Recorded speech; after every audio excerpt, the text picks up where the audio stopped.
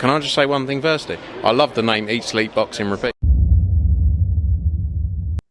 ESBR Boxing, we are back, myself and Paul Kelly. That means one thing and one thing only. We are here in preview mode, obviously previewing some fights taking place in the featherweight division. But before we get to that, we are just like to say like and subscribe to the channel. Obviously, got all your boxing needs up and under one roof, reviews, previews, big fight breakdowns, all that good stuff. But Paul, thank you very much for joining me. As always, we are here to talk about the featherweight division. We're here to also talk about a fighter that is dear to your heart. Obviously, one of the Kelly favourites, as he's often known. We are, of course, talking about Nick Ball, who's fighting Sam Goodman, obviously, on this Riddia card, super card that's obviously featuring some other great names. We'll be looking at, obviously, the likes of Batuma versus White, Hergovic versus Adelaide, and obviously, a load of other good fights on that card. But here we're here, Nick Ball, Sam Goodman. Paul, first and foremost, so to get your thoughts and predictions on this fight, and then we'll unpick the fight a little bit more and the division and the landscape more generally. But yeah, your thoughts and predictions, Paul, on Nick Ball versus Sam Goodman, please. Yeah, thanks for that eloquent introduction, mate. I'm looking forward to this fight, as you said. Self-proclaimed Nick Ball super fan. Anytime he's in action, I'm ecstatic. I'm looking forward to his fight. I think a lot of people, I think he's won a lot of fans over in the last few years. Nick Ball with his style, he's always in quite entertaining fights. Looking back to that Ray Ford one, and obviously since then as well, like takes a few shots, but always seems to land more than he takes. And ultimately that leads for good fights. Quite a big puncher, gets a few stoppages too. So yeah, entertaining. And I think this will be the same. I think this will be another entertaining matchup. I think Goodman obviously, was meant to be fighting in Nue and stuff at Super Bantam for a while. That fight fell through. Wasn't Goodman injured or something? I can't remember exact injury, but I think he was injured. But this is another big opportunity for him, obviously up at featherweight this time, so maybe he was struggling with the weight as well. Um, Undefeated fighter. We don't know a whole lot about him, let's be honest. We're kind of basing him on the fact that he's got an undefeated record. And he's maybe a couple of good wins, but no real standouts there for me. So yeah, that with that all being said, I can't back against Nick Ball here. I think Nick Ball will get the job done here. I actually think he'll stop Sam Goodman as well. I think the fact that Goodman hasn't fought up at featherweight really, he's more maybe a career super bantam, albeit it's only 4 pound rise. But I think when you're going straight into a featherweight fight against the top three, arguably one of the best featherweights in the world, you're up against it, especially someone with the output of Nick Ball. And I think that if it is going to be a stoppage, it'll be late. Quite a lot of Nick Ball stoppages come late, so I think could be somewhere around 9, 10, 11 mark. But yeah, Nick Ball stoppage for me in the second half of the fight, probably the final quarter of the fight. Yeah, you know what? This is obviously super card, and this is a super prediction because we are aligned on it, Paul. To be honest with you, here on the Nick Ball versus Sam Goodman, I look at the same sort of things you're looking at as well, the same metrics. Yes, I'm not like I'm huge, obviously Sam Goodman super fan, but you look at it, you look obviously the fighters he's fought, obviously in Australia as well, all of them, and there's not like the names obviously on there that Nick Ball has on his resume. And also I look at it, I think not stopped a lot of those fights. KO percentage isn't necessarily that high, but it's 8 KOs and 20. So I'm looking at him thinking, can he keep Nick Ball off him? Obviously, you know what Nick Ball's like you say, very exciting fighter. Those lot of punches, takes a dig as well. But I think Nick Ball's conditioning and output is actually going to stop Sam Goodman in this fight as well. I'm going to go second half of the fight. Like you say, I mean, Nick Ball's obviously ball stoppages do come later on. I might even go a bit earlier. I think for maybe somewhere sort of 6 to 9 for me. But I think Nick Ball KO is what I'm talking about here as well. So that is a fairly, I suppose, a ratified and certified prediction from the Freeview crew here. Is a Nick Ball KO. If you want to get your betting money, get down there and stick it on that.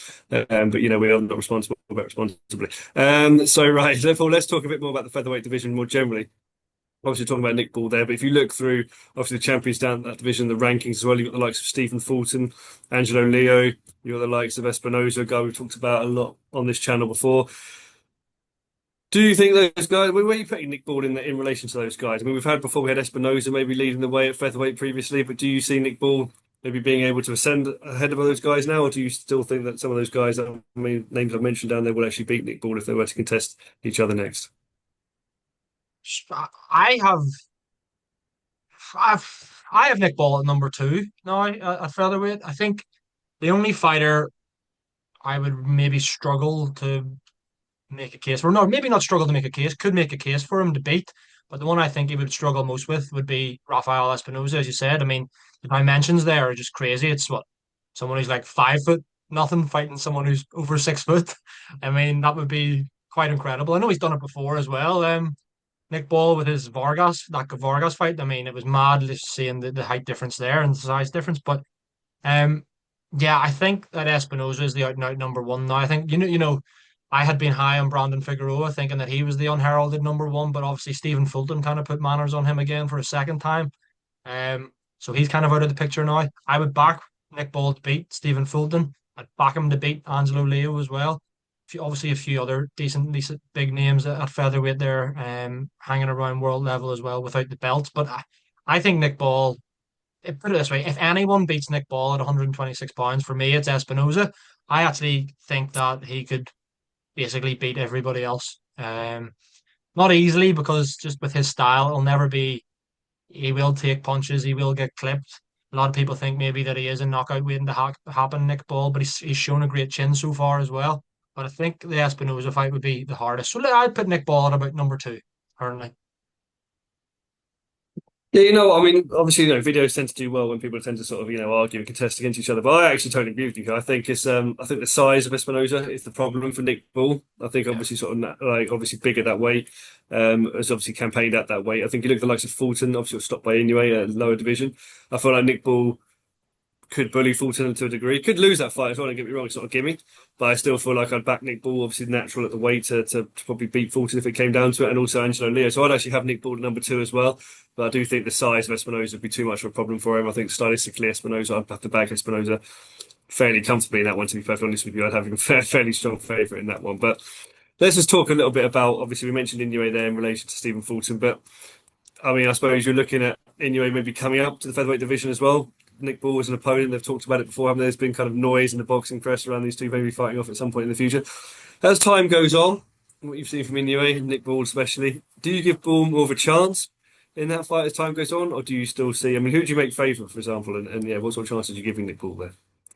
Yeah, I think you have to make Inoue favourite there. He's favourite against everyone, isn't he? Let's be honest. He's favourite against every single. There's not one fighter I can think who I would make a favourite against Inoue, without being ridiculous and going up to like middleweight or something. Do you know what I mean? So yeah, I'd make Inoue the favourite, but yes, to answer the question, as time goes on, I think Ball maybe does have more of a chance. I think, particularly if you look at Inouye's recent performances, yes, he's still been getting the job done inside the distance, but obviously got dropped by Lewis Neary not long ago. The Ramon Cardenas fight last time out on his, I was going to say, it's kind of his second American debut, because it had been that long since he'd fought in the US. He got dropped there. Obviously came on and got the stoppage himself, but did get put down once again. So is he showing maybe some vulnerabilities there, that he's maybe not as sharp, as fast, as spiteful as he once was, perhaps. So I think maybe as time goes on, yeah, but I know he's only 32 or whatever it is in Newey, but I think you do make more of a case for Nick Ball as time goes on. That being said, I don't think you can sit here and confidently say that, unless you're Dev Sani, who we love on this channel, but unless you're Dev Sani, I don't think you can sit here and say that. I don't think you can sit here and say that Nick Ball, with confidence, that Nick Ball beats Naoya Inoue. But in saying that, yes, Inoue has shown him maybe a couple of frailties later, but he's still like the pound for pound best fighter in the world, if not the best.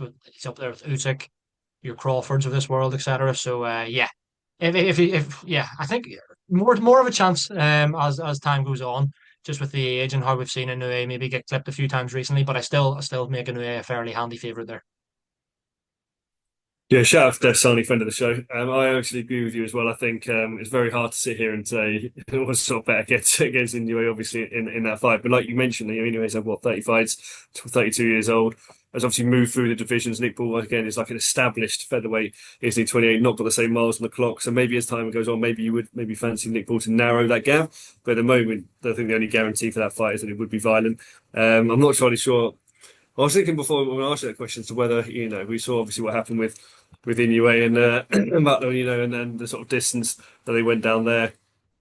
Paul Butler celebrating against the end. I think, would Nick Ball make the end of that fight if I still had Inoue's favour? I could see Inoue maybe winning that on points. I could see Inoue maybe stopping Nick Ball as well, to be honest with you, depending on the sort of style and whether Nick, like we said before, Nick Ball takes some shots as well as giving them, whether he got caught, etc. So I'm making Inoue favourite at the moment, but I do think you know, you like you said, the performances not necessarily decline, but there's the sort of chinks in the armor starting to show now in Inoue. Maybe over time they could be exposed, but yeah, at the moment I still have to have Inoue as favourite. But Paul, that's all we've got time for. Thank you very much for joining me, guys. As always, thank you very much for watching. Check out the channel, as I said at the top of the video, like and subscribe. We've got all your box needs up and under one roof, and we'll be back obviously with more previews from this card, other cards, reviews, previews, big fight breakdowns, all that good stuff as well. Paul, thanks for joining me. As always, guys, thank you very much for watching.